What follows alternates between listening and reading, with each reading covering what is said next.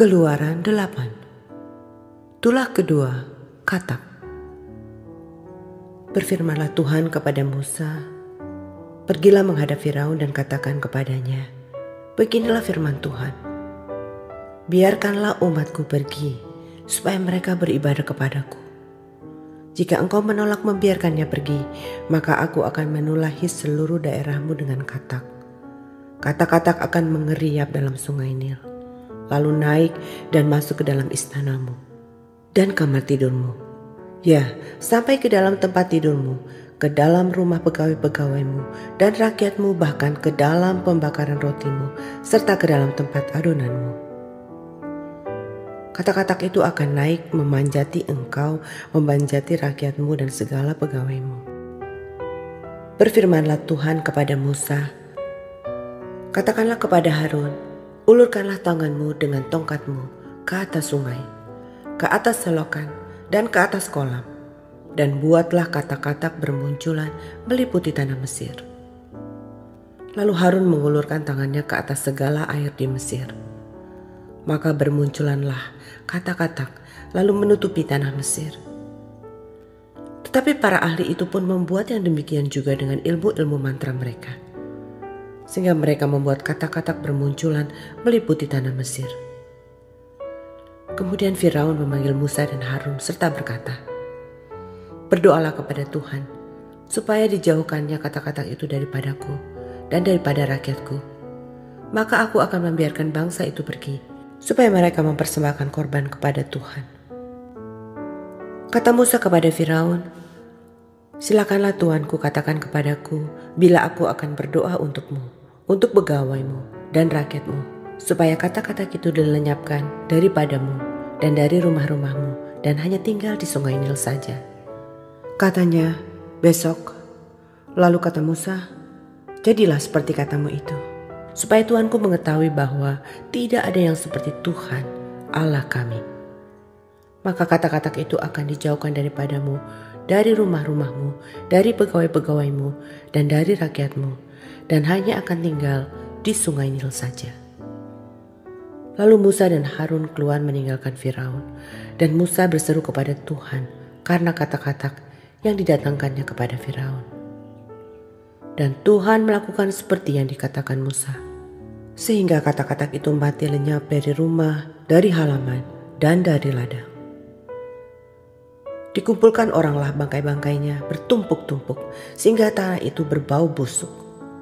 Tetapi ketika Firaun melihat bahwa telah terasa kelegaan, ia tetap berkeras hati dan tidak mau mendengarkan mereka keduanya, seperti yang telah difirmankan Tuhan. Tulah ketiga, nyamuk.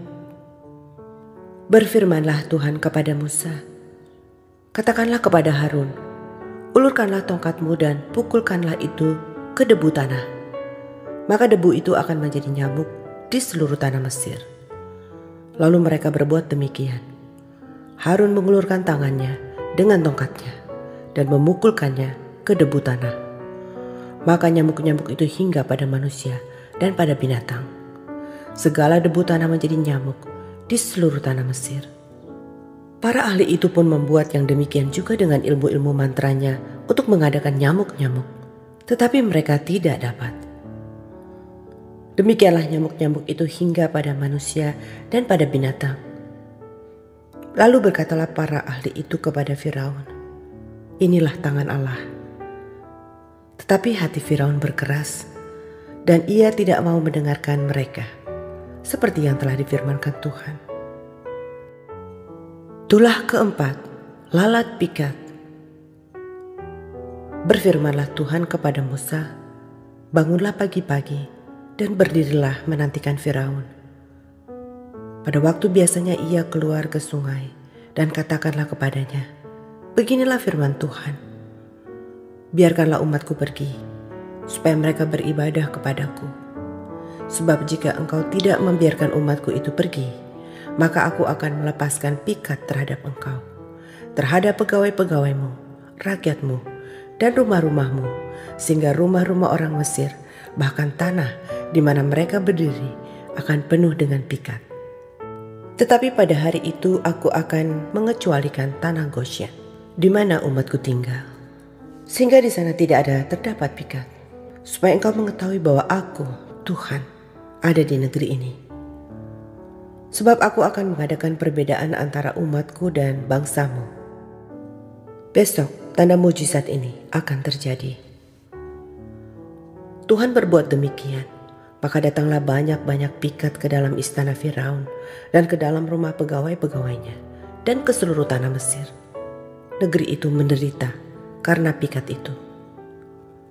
Lalu Firaun memanggil Musa dan Harun serta berkata, "Pergilah, persembahkanlah korban kepada Allahmu di negeri ini."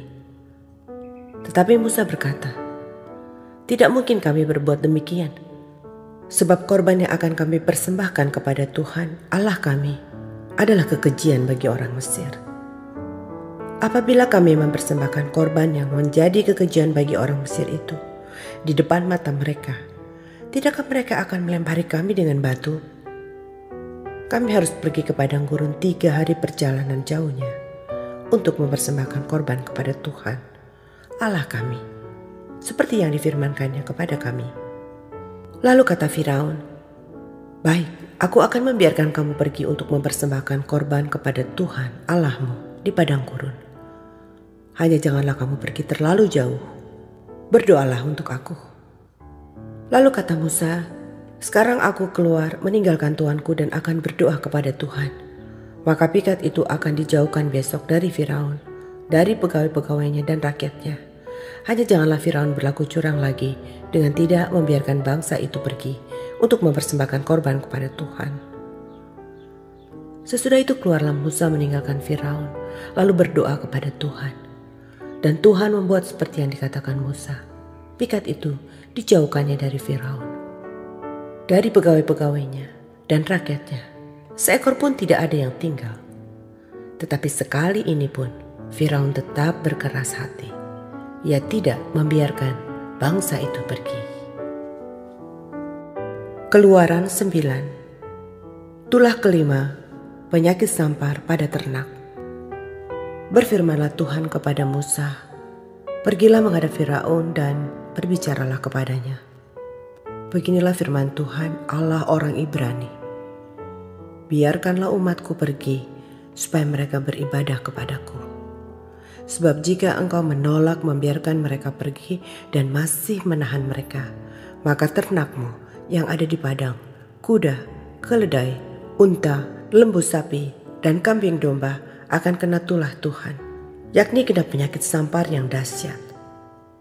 Dan Tuhan akan membuat perbedaan antara ternak orang Israel dan ternak orang Mesir, sehingga tidak ada yang akan mati seekor pun dari segala ternak orang Israel."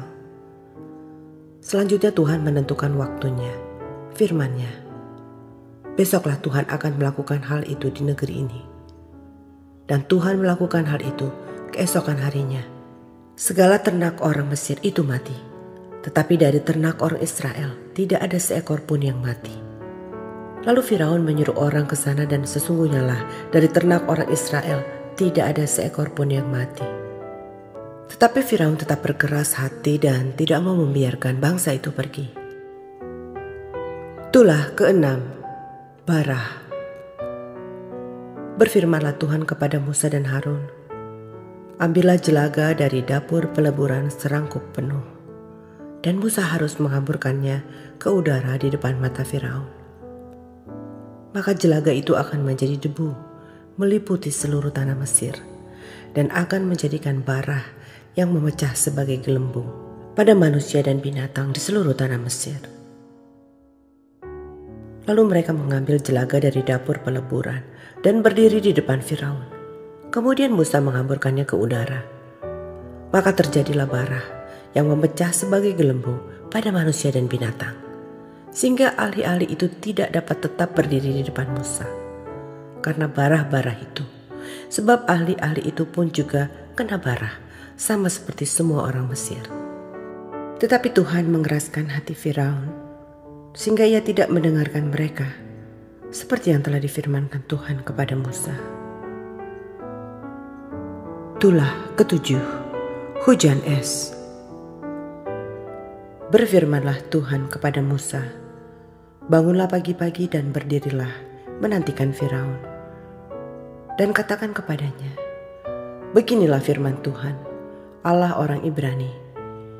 Biarkanlah umatku pergi, supaya mereka beribadah kepadaku.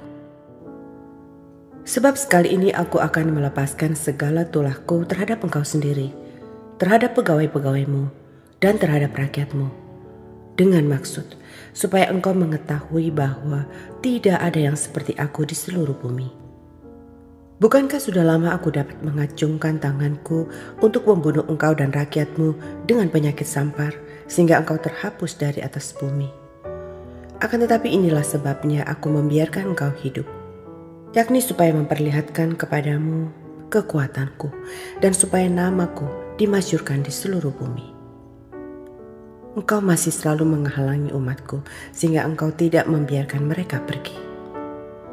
Sesungguhnya besok kira-kira waktu ini aku akan menurunkan hujan es yang sangat dahsyat, seperti yang belum pernah terjadi di Mesir, sejak Mesir dijadikan sampai sekarang ini.